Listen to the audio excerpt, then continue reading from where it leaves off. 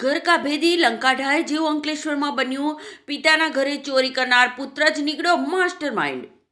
અંકલેશ્વર શહેરના પારસીવાડ વિસ્તારમાં રહેતા એક પ્રતિષ્ઠિત પરિવારના બંધ મકાનમાં થયેલી ₹19.80 લાખની ઘરફોડ ચોરીનો ભેદ પોલીસે ગણતરીના કલાકોમાં જ ઉકેલી કાઢ્યો છે. ચોંકાવનારી વિગત એ છે કે આ ચોરીને અંજામ આપનાર અન્ય કોઈ નહીં પણ ઘરનો જ 18 વર્ષીય પુત્ર અને તેનો મિત્ર નીકળ્યા છે. લગ્ન પ્રસંગમાં ગયેલા પરિવારના બંધ મકાનને નિશાન બનાવ્યું. મજૂમ રુસ્તમજી વીમા દલાલનો પરિવાર ગત તારીખ 17/12/2025 થી 21/12/2025 દરમિયાન પુણે ખાતે એક લગ્ન પ્રસંગમાં ગયો હતો. આ સમયગાળા દરમિયાન તસ્કરોએ ઘરના દરવાજાનો ઇન્ટરલોકની ડુપ્લિકેટ અથવા માસ્ટર ચાવી વડે પ્રવેશ કર્યો હતો. ચોરોએ પ્રથમ માળે આવેલા ડ્રેસિંગ રૂમના કબાટ અને ડિજિટલ સેફ તોડી તેમાંથી આશરે 14 તોલા સોનાના દાગીના કિંમત ₹16.80 લાખ અને ગ્રાઉન્ડ ફ્લોરની તિજોરીમાંથી ₹3 લાખ રોકડા મળી કુલ ₹19,80,000ની મતાની ચોરી કરી હતી.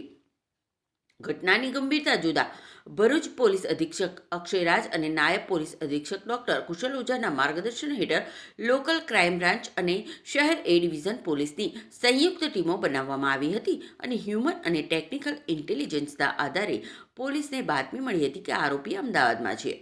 પોલીસે તાત્કાલિક અમદાવાદ ખાતે દરોડો પાડી ફરજાન મજૂન વીમા દલાલ ઉંમર વર્ષ 18ને ઝડપી પડ્યો હતો. તેની કડક પૂછપરછમાં તેણે કબૂલાત કરી હતી કે તેણે જ પોતાના કોલેજના મિત્ર મોહમ્મદ અનસ સાદિક સૈયદ રહે વટવા અમદાવાદ સાથે મળીને પિતાના ઘરે જ આ ચોરીનું કાવતરું રચ્યું હતું.